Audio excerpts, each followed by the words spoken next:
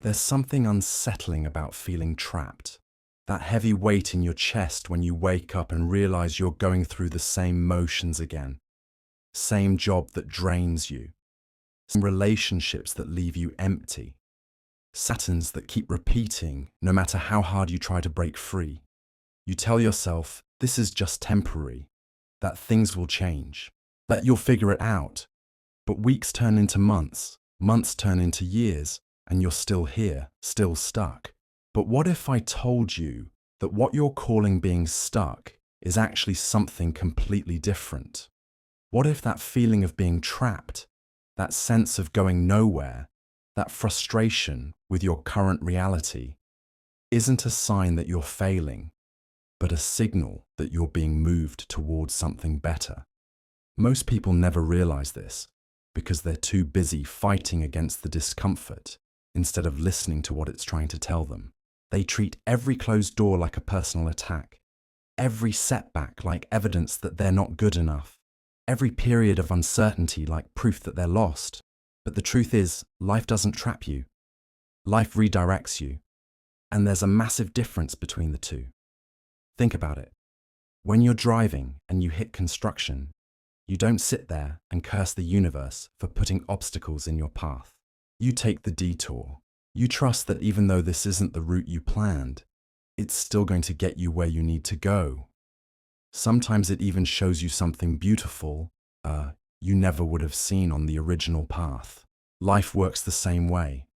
Those moments when nothing seems to be working, when every door slams shut, when you feel like you're moving backward instead of forward, that's not life punishing you. That's life protecting you from paths that would have led you nowhere and guiding you towards something that actually fits who you're becoming. But here's where most people get it wrong. They think being redirected means they're doing something wrong. They think it's their fault. They think they should have seen it coming, should have been smarter, should have made better choices. So they sit in that discomfort and turn it into self-blame instead of recognizing it for what it really is. A course correction. The problem is, we've been taught to fear uncertainty.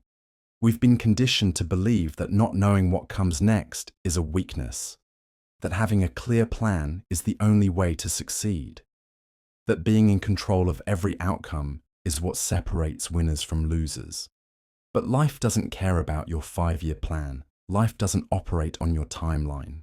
And the more you try to force your way through doors that are clearly meant to stay closed, the more exhausted you become. I've watched people spend years, sometimes decades, trying to resurrect dead relationships, forcing careers that never felt right, clinging to versions of themselves that stopped serving them long ago. All because they confused being stuck with being patient. All because they thought giving up meant failing, instead of recognizing that sometimes letting go is the most intelligent thing you can do. Here's what nobody tells you about those periods when everything feels stagnant. Your soul knows before your mind does. Your intuition picks up on misalignments long before your logic catches up. That restlessness you feel, that nagging sense that something isn't right, that growing dissatisfaction with things that used to make you happy, those aren't signs that you're broken. Those are signs that you're outgrowing your current situation. But instead of trusting this inner wisdom, we fight against it. We try to talk ourselves out of what we're feeling. We make lists of all the reasons we should be grateful, all the reasons we should stay, all the reasons this should be enough. And while gratitude is important, using it to silence your authentic feelings is just another form of self-abandonment. The truth is, you can be grateful for where you are and still know it's time to move on. You can appreciate what something taught you while acknowledging that the lesson is complete. You can honor what was without forcing it to be what is. Growth requires this kind of honest assessment. It demands that you stop pretending comfort is the same thing as contentment. Most people mistake comfort for happiness because comfort is familiar. It's predictable. It doesn't ask anything of you except that you stay the same.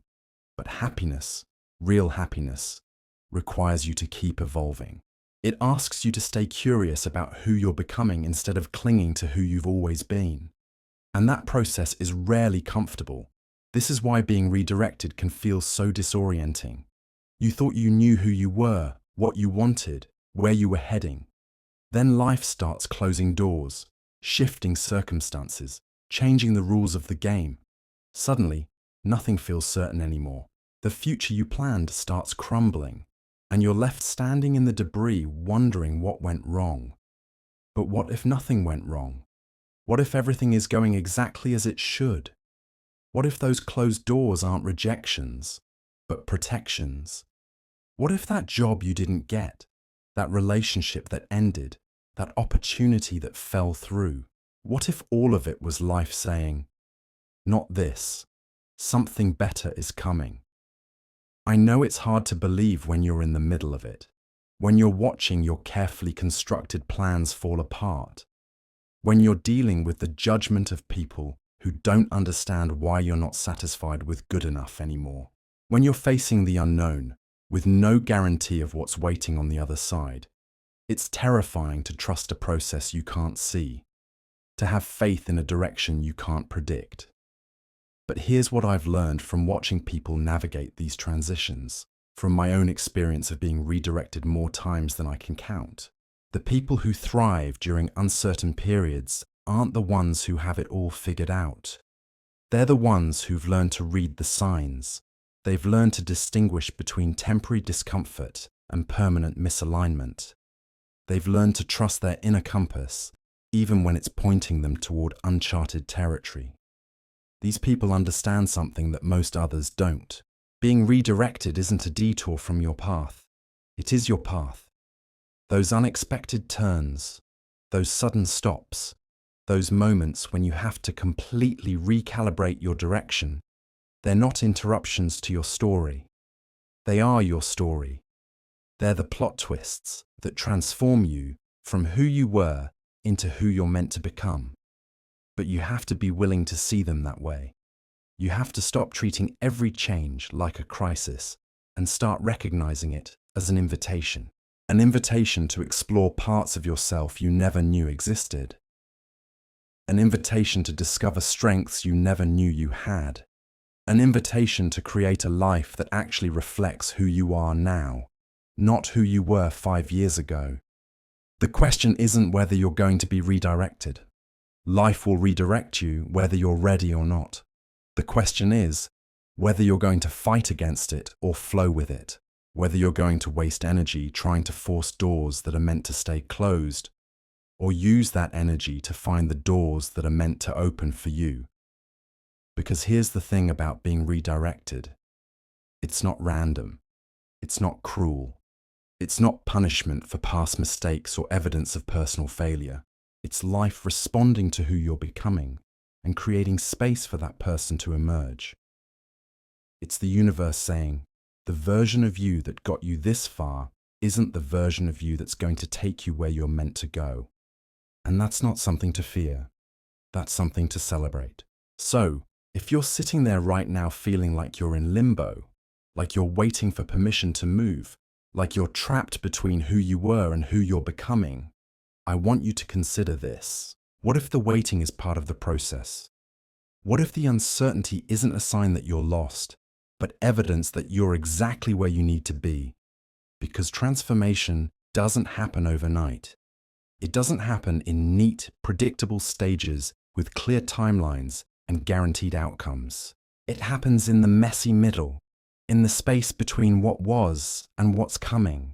In those moments when you feel like you're dissolving before you've figured out how to reconstruct yourself.